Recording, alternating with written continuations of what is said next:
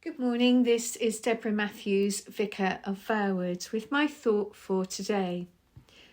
I always intend to be super ready for everything. Ministry always takes priority, but it's preparations for the days away and other social events that can end up being put off until the last minute. It's not that I don't put in the effort, but I'm usually trying to fit in extra things. Even the things I have been putting off for a few days suddenly attain a higher priority. And then getting ready for a looked forward to event, especially if I'm going away, gets left to the last minute. I also have an unrealistic expectation of how long things will take me, and that time has definitely increased with age.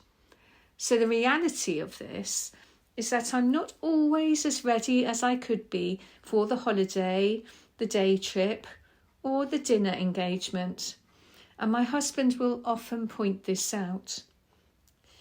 This improving of the shining hour, an old saying from a friend and previous parishioner, can also mean that my habit of trying to fit things in can also squeeze out my downtime.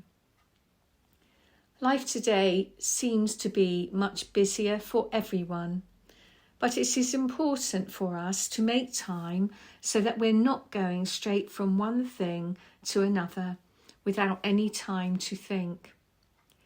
Having grandchildren to stay is a reminder of how long it takes me to get ready.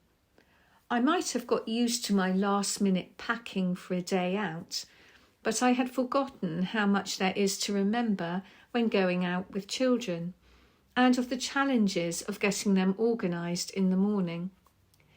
However, I realise that 40 years ago, when our children were young, I was much more organised, and I had a routine, although I'm sure they didn't need to take quite so much stuff in those days. But we had a great day out in my sister's garden in her swimming pool, and that was on the last day that it could be filled up due to the hosepipe ban in Hampshire. I imagine that we should be ready in case Dorset follows suit, unless the weather breaks soon. This week, the reading from Luke's Gospel is about not being overwhelmed by things that don't matter, but being ready for the things that do. Jesus says that our treasure is to be found in God's kingdom, which is eternal. And if that is our treasure, our heart will be there also, and life will fall into its proper place. We should be ready for that day when we are called to be with him, and not too busy and distracted by other things. Jesus tells his followers to be like those who are waiting for their master to return from the wedding banquet.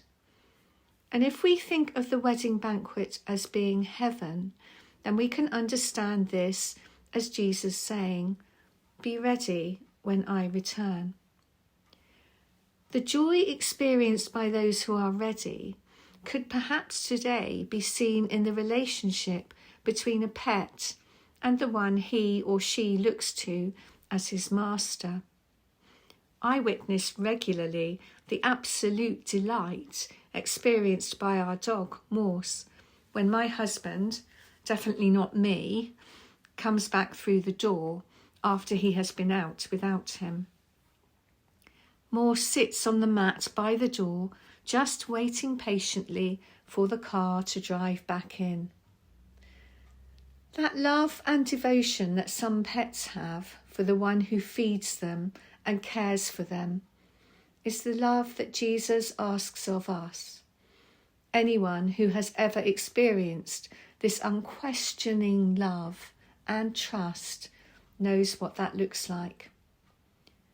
Are we ready to greet Jesus like that? It's a good question to reflect upon. In the meantime, I hope you are able to take some time out and to enjoy these beautiful days of August. God bless you.